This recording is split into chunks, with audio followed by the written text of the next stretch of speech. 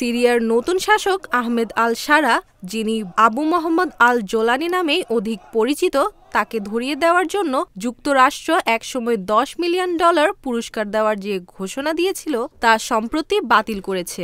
একজন শীর্ষ মার্কিন কূটনীতিকের বরাত দিয়ে এ তথ্য জানিয়েছে কাতার ভিত্তিক সংবাদ মাধ্যম আল জাজিরা।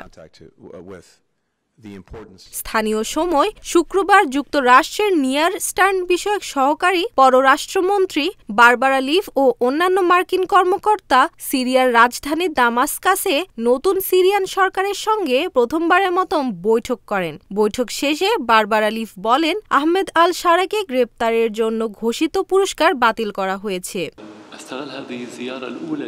বিদ্রোহীদের অব্যাহত অভিযানের মুখে গত ৮ ডিসেম্বর দামেস্ক থেকে পালিয়ে রাশিয়ায় আশ্রয় নেন সিরিয়ার স্বৈরশাসক বাশার আল আসাদ। বিদ্রোহীদের এই অভিযানের নেতৃত্ব দিয়েছিলেন আল শামের প্রধান আল শারা।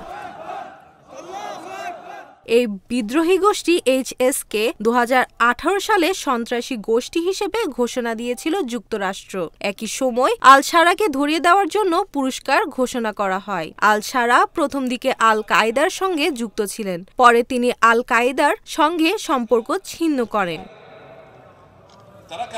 গতকাল বারবারা লিভ জানান, আলোচনায় ইতিবাচক বার্তা পাওয়ার পর যুক্তরাষ্ট্র আল শারার বিরুদ্ধে পুরস্কারের ঘোষণা প্রত্যাহার করার সিদ্ধান্ত নিয়েছে। এর মধ্যে একটি প্রতিশ্রুতি ছিল যে সন্ত্রাসী গোষ্ঠীগুলো যেন কোনো হুমকি সৃষ্টি করতে না পারে তা নিশ্চিত করা হবে।